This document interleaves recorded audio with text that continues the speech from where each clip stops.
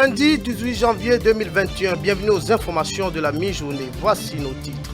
Le président du mouvement Lien National remercie Patrice Talon pour avoir répondu oui à un second mandat. C'est à travers une déclaration de presse lue ce dimanche 17 janvier 2021 à Cotonou. Le Lions Club International District K103-4 a tenu ce week-end sa deuxième réunion de cabinet. Le point des activités menées au cours du trimestre a été passé en revue. Les précisions sont à suivre. Et puis en pied d'édition, vous suivrez le compte rendu des différents plateaux de votre émission dimanche, c'est politique. Voilà pour le sommaire.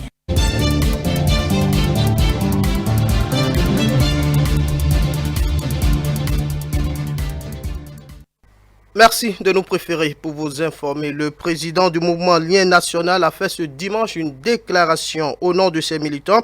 Il a remercié le président de la République, Patrice Talon, pour avoir accepté prendre part à la présidentielle de 2021. Il promet mobiliser toute son équipe derrière le chef de l'État afin de ratisser l'âge. On suit un extrait de ses propos au micro de Stanislas Atadeyon et de Sylvain Aïdo Tohou. Le 15 juin 2020, nous étions dans cette même salle pour notre première sortie médiatique. Au cours de cette sortie, nous avons, en tant que premier mouvement associatif, lancé un appel solennel au chef de l'État, Patrice Talon, à briguer un second mandat à la tête de notre pays, le Bénin. Celui-là qui, en 5 ans, a révélé le Bénin sur tous les plans. Cet appel a finalement reçu un écho favorable le 15 janvier 2021, c'est-à-dire après 7 mois, jour pour jour. C'est la preuve que le chef de l'État est à l'écoute de Lien National. Le président Patrice Talon est à l'écoute de son peuple.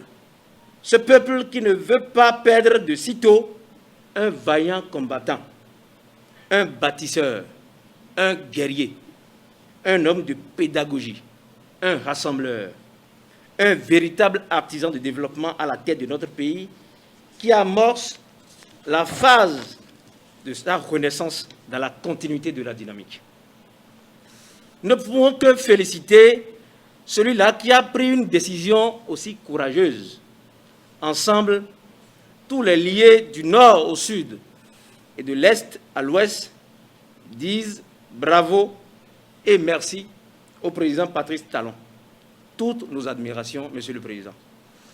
Nous voudrions par cette occasion rassurer le président Patrice Talon de notre ferme engagement à mouiller les maillots dans tous les hameaux du pays pour un chaos retentissant et sonnant dans les oreilles de sourds au soir du 11 avril 2021.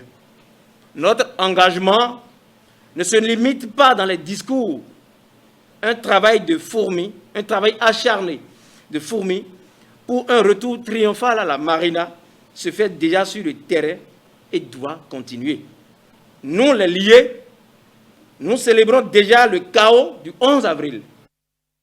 Dans le cadre de la deuxième phase de la tournée de reddition de comptes et d'évaluation de l'action gouvernementale du chef de l'État entamée le 7 janvier, une équipe de notre rédaction est repartie sur les traces du président dans la commune de Perere. On suit le récit de Isaac Adié et de Boris Arissou pour plus de précisions. Perere, première commune visitée par le président Talon pour le compte de la deuxième phase de sa tournée de reddition de comptes. Les populations très enthousiasmées par le passage du président de la République ont encore un écho retentissant de son passage. Le chef de l'État a voulu que désormais qu'on réclame aussi, au-delà des autres choses, la démocratie, les libertés, qu'on les réclame, mais aussi qu'on réclame la bonne gouvernance, que la corruption au Bénin prenne fin, que chacun se débrouille avec ses vrais moyens, que ce ne soit plus sur le dos du peuple que les autres vivent décemment, or le peuple croupit dans la misère. Il a commencé par parler de ça ici à Perere. Et ça doit faire école sur le plan national, ça doit faire école. Donc, c'est ça que le chef de l'État a voulu. J'ai retenu ça personnellement. Le discours sincère du chef de l'État a réconforté la population de cette commune qui croit davantage en son leadership éclairé. Le chef d'État a écouté nos cris d'alarme et il nous a promis que ces doléances faites seront dans peu de temps conjuguées au passé. Et toute la population de Pereret était vraiment contente de l'arrivée du chef de l'État dans la commune. Ce qui a encore réjoui la population de Pereret, il a reconnu que à Pereret, aucun projet structurant n'a été fait. Notre président Patrice Talon a reconnu et attire devant toute la population péréroise. Donc, il nous a promis, dans peu de temps, il va corriger cela. Les artisans se montrent reconnaissants à Patrice Talon parce que impactés par les réformes engagées dans le domaine de l'artisanat. Avec la réforme qui a venu, les artisans, ils ont trouvé l'insertion des jeunes. On a trouvé au moins 136 personnes qui ont trouvé 200 000 pour pouvoir faire les ateliers ou bien les machines quoi. Ici à Pereret, les artisans ils ont accueilli le président avec un bon joie, avec la fierté par rapport à ce qu'il a fait pour l'artisanat à la commune de Pereret. Face aux réalisations faites et aux promesses qui ne tarderont pas à devenir réalité, la conclusion ne tarde pas à venir. Il me rassure. Je sais qu'avec lui, le changement est possible. Les Béninois vont désormais respecter les lois. On vote de bonnes lois, mais on ne les respecte pas. Monsieur Talon n'a rien créé. C'est les anciennes lois qu'il a prises, dont il fait l'application. Moi, c'est mon point de vue. Et c'est pourquoi j'aurais voulu que le peuple béninois le vote pour qu'il revienne. Pour que pendant 10 ans, qu'on soit bien droit dans ce pays. Pour que les choses puissent désormais changer positivement. La commune de Pereret se montre donc garante comme un soutien sûr pour un second mandat au chef de l'État.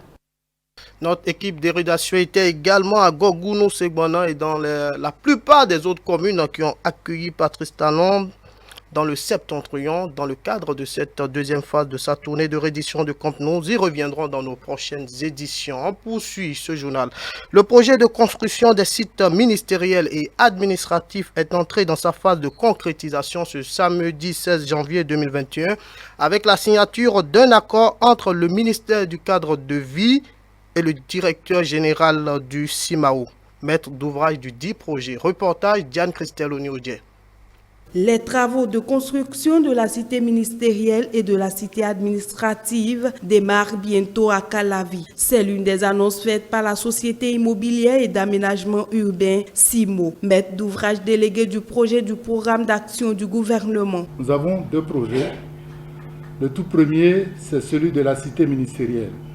C'est des projets sur lesquels nous avons fait des vidéos promotionnelles qui sont connues. Nous sommes parvenus aux projets de contrat qui sont visés, conformes, et nous sommes, Monsieur le ministre, prêts pour démarrer les travaux. Le commencement de ces 2 projets, mais derrière, il y a un travail très important qui a été déjà réalisé.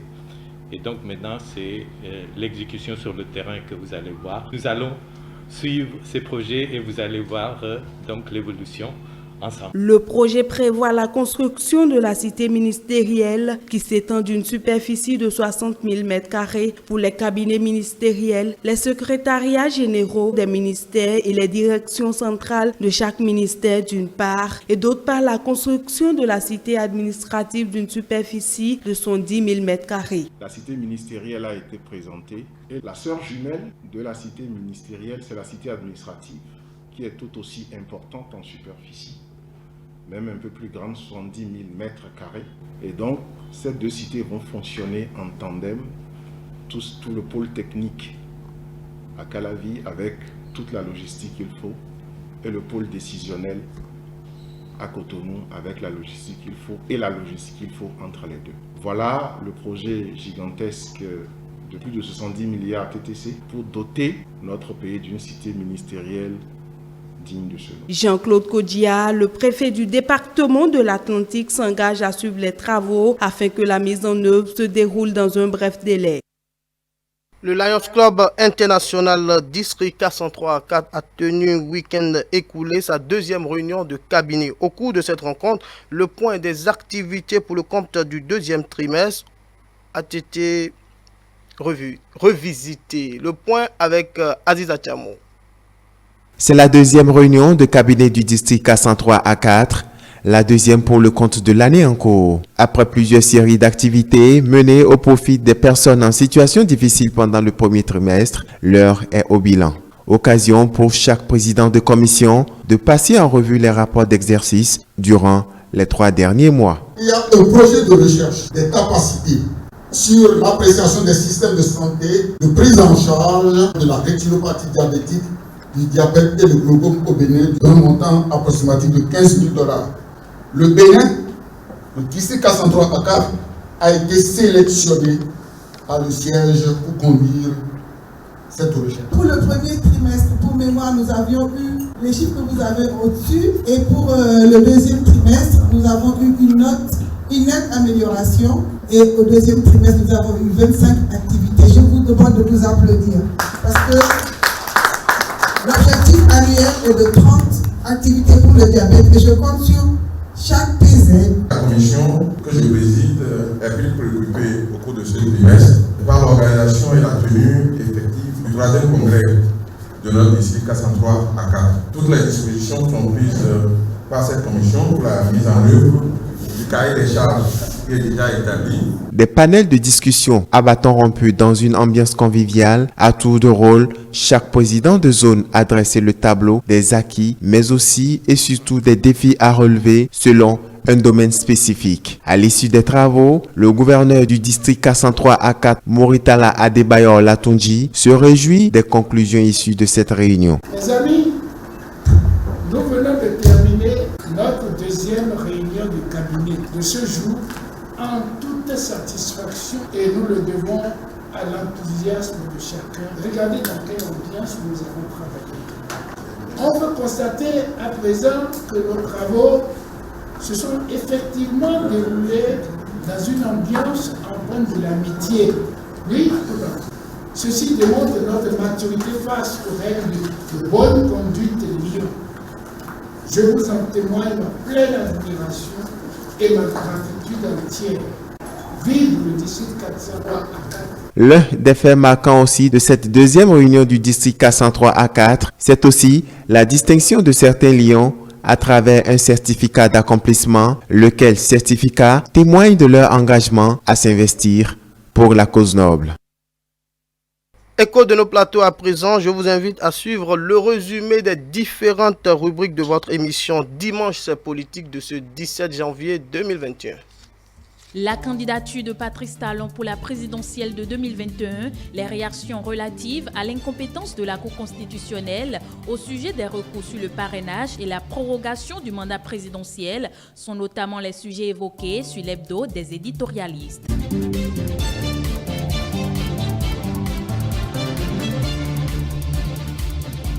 La sortie du professeur Théodore Hulot au sujet de l'incompétence de la Cour constitutionnelle sur les recours relatifs au parrainage et à la prorogation du mandat présidentiel était au menu des échanges sur l'hebdo des éditorialistes de ce dimanche 17 janvier 2021.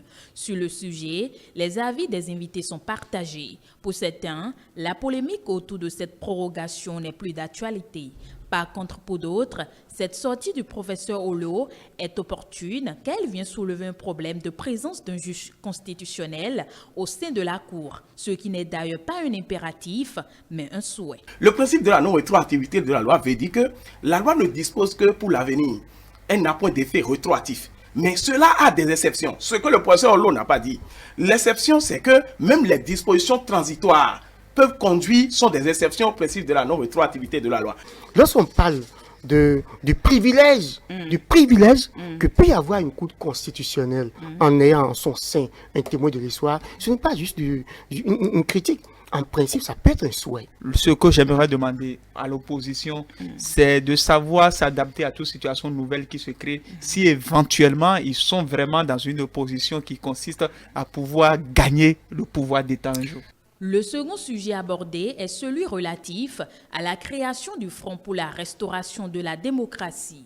Il s'agit d'un regroupement de partis politiques de l'opposition qui souhaitent conquérir le pouvoir. À ce sujet, les invités n'ont pas fait économie de vérité. Pour eux, les membres de ce front sont à la recherche de l'appétence, faute de manque d'idéologie. Puisque nous sommes à quelques mois de l'élection présidentielle, on est obligé de tout peindre en noir, on est obligé quand même, disons, d'attaquer, de tout dire, de vilipender et même quand même, disons, d'aller jusqu'à raconter des balivernes. Ça, on peut concéder ça à l'opposition. Mais il est important pour nous, journalistes, d'éclairer les uns les autres, de dire ceci. Quand on parle d'un État répressif, quand on parle d'absence de démocratie, c'est que l'opposition ne peut pas quand même, disons, faire tout ce que l'opposition fait. Lorsque vous prenez d'abord les éléments qui ont composé ce front-là, je prends d'abord le Parti Les Démocrates. Quand je passe au scanner des 7 fonctions essentielles d'un parti politique, je ne retrouve pas, j'ai l'habitude de le dire, la fonction programmatique, il n'y a pas. La fonction tribunicienne, il n'y a pas. La fonction idéologique, il n'y a pas. Je m'en arrête là. La décision du chef de l'État de briguer un deuxième mandat lors de la dernière étape de sa tournée de reddition de comptes n'a pas été occultée. Selon les invités, cette déclaration est un secret de polichinelle. Occasion d'apporter des éclaircissements sur les propos tenus par Patrice Talon dans son discours d'investiture. Il faut distinguer la cérémonie de serment et du serment. Vous savez, la portée juridique de la cérémonie de serment, quand une phrase, c'est pour ça qu'on a prévu des phrases, le discours prononcé par Patrice Talon pour dire qu'il fera de son mandat unique, etc., ce discours-là n'a aucune portée juridique. C'est un discours personnel. Et le constituant originaire n'a pas prévu quelque chose en la matière. Tout au long de la tournée, la réclamation des gens un peu partout a été à ce que le président de la République puisse continuer la dynamique. Vous savez, la Constitution permet à Patrice Talon d'être candidat.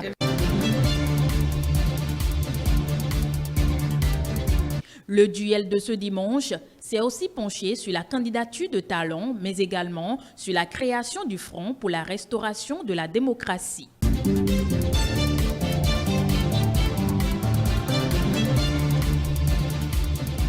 Le oui du président Patrice Talon pour sa candidature à la présidentielle d'avril 2021 et la sortie de l'opposition qui se met désormais en coalition pour conquérir le pouvoir sont entre autres les sujets abordés dans la rubrique Le Duel de ce dimanche 17 janvier 2021. S'agissant du premier sujet, les avis varient selon la position des deux invités. Pour un opposant sérieux, ce n'est pas un événement. Nous avons suivi la chronologie depuis l'échec de la tentative de révision de la Constitution sous la 7e législature. Le chef de l'État a dit qu'il avisera désormais. Nous avons suivi aussi les derniers développements, la façon dont on a suscité sa candidature, le timing avec lequel le chef de l'État a programmé sa tournée de reddition de comptes. En tout cas, ce n'est pas un événement pour nous, c'est un droit constitutionnel pour lui. Ceux qui ont cru en cette promesse, ça n'engage qu'eux. Ce qui intéresse aujourd'hui, c'est comment faire, comment nous organiser pour remporter dans les urnes. Peu importe que le président Patrice Talon ait tenu une promesse morale et qu'il a avisé, ce qui est important, c'est comment faire pour aller le battre dans les urnes. Le président Patrice Talon a bel et bien respecté son serment. Moi, je le dis parce que une fois arrivé au pouvoir, est-ce qu'il n'a pas envoyé un projet de loi constitutionnelle qui le contraint à faire vraiment un seul mandat? La réponse est oui. Et donc, si cette constitution était votée et devenue donc exécutoire en tant que loi de l'État, le président Talon ne peut plus être candidat, même si entre-temps sa volonté avait changé. Quant au second sujet relatif à la coalition de l'opposition qui a fait une déclaration la semaine écoulée, les avis se rejoignent. FCBE ne fait pas partie de ce front, oui. Mais cela ne voudrait pas dire que nous sommes contre un regroupement. Cela ne voudrait pas dire que FCBE n'est pas d'accord pour que l'opposition se mette ensemble pour véritablement conquérir le pouvoir en 2021. Je dis bien, la FCBE n'est pas contre le regroupement des partis politiques. Ça fait partie d'ailleurs des moyens d'organisation pour atteindre l'objectif de 2021. En 2021, nous devons prendre le pouvoir, c'est le président Patrice Talon. Il faut s'organiser. Mais si nous devons nous mettre dans un creuset où, après avoir nous conformé à une loi, après avoir participé à un dialogue, après avoir participé à des élections, nous nous levons pour demander de suspendre toutes ces lois. Ça sonne comme un rétro-pédalage. Je fais mienne les analyses de M. Akosu dans le sens de voir le combat d'une opposition d'autre. Parce que ils sont démocrates, dit-il, Mais j'ai l'impression que les notions élémentaires de la démocratie les échappent quand j'observe leur comportement. La démocratie, c'est quoi? C'est un état de droit. Donc, en principe, la préoccupation essentielle de l'opposition aujourd'hui va se résumer, si moi j'en étais un opposant, comment faire pour avoir un candidat aux élections qui sera validé par la Cour constitutionnelle. La sortie médiatique du professeur Théodore Olo et la question du parrainage sont également les autres sujets qui ont focalisé les attentions des débatteurs au cours de l'émission.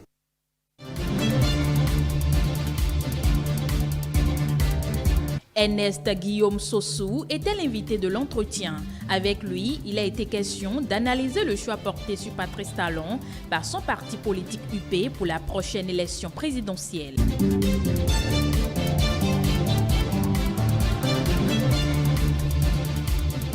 Le bureau politique du Parti Union progressiste a choisi Patrice Talon comme candidat pour la présidentielle d'avril 2021. Au cours de la réunion extraordinaire, le choix du poste du vice-président est laissé à la responsabilité du bureau politique. Quand vous suivez un peu le déroulement des travaux, vous avez compris que au nombre des éléments qui ont milité en faveur du choix du chef de l'État, il y a déjà l'atmosphère, l'ambiance qui a prévalu lors de sa tournée. Et donc c'est une tournée que nous avons suivie de très près. D'ailleurs, vous savez très bien que l'Union progressiste est très représentée sur le territoire national. Donc nos maires ont participé à ces assises, à ces rencontres. Et donc c'est tout un processus qui a conduit à ce que nous avons fait. Il n'a pas du tout été question d'une surprise pour nous. Pour Ernest Guillaume Sossou, membre du bureau politique, cette décision du Parti Union progressiste est basée sur certains principes. Lesquels principes qu'il justifie? Nous avons échangé, nous avons mis la pression sur le chef de l'État, vous l'avez vu.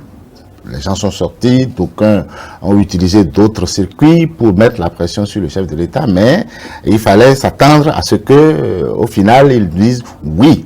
Et sans que ce oui-là ne soit arrivé, on ne peut conclure de rien. La déclaration de candidature du chef de l'État vient une fois témoigner les nombreux succès enregistrés sous sa gouvernance et reconnus par le peuple béninois, précise-t-il. Le processus que nous avons conduit et qui, sans embâche, a désigné le président Patrice Talon comme notre candidat aux élections du 11 avril 2021, ce processus n'a pas oublié qu'au-delà de nous, il y a d'autres acteurs que nous gagnerions à consulter, que nous gagnerions à impliquer dans le choix.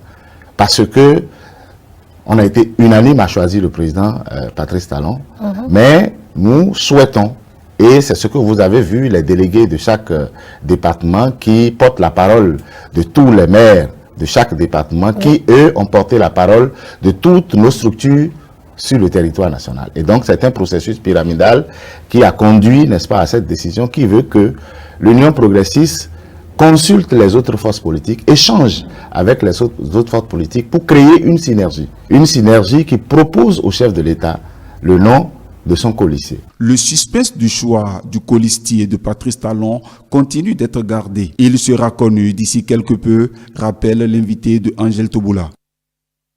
C'était donc le journal de la mi-journée, le journal de la rédaction. La prochaine édition du journal télévisé, c'est 19h30. Ne bougez pas, tout de suite après moi, 13h30, ce sera la rediffusion du décryptage. 15h30, la rediffusion de l'hebdo des éditorialistes. 16h30, le bulletin de l'information. À bientôt.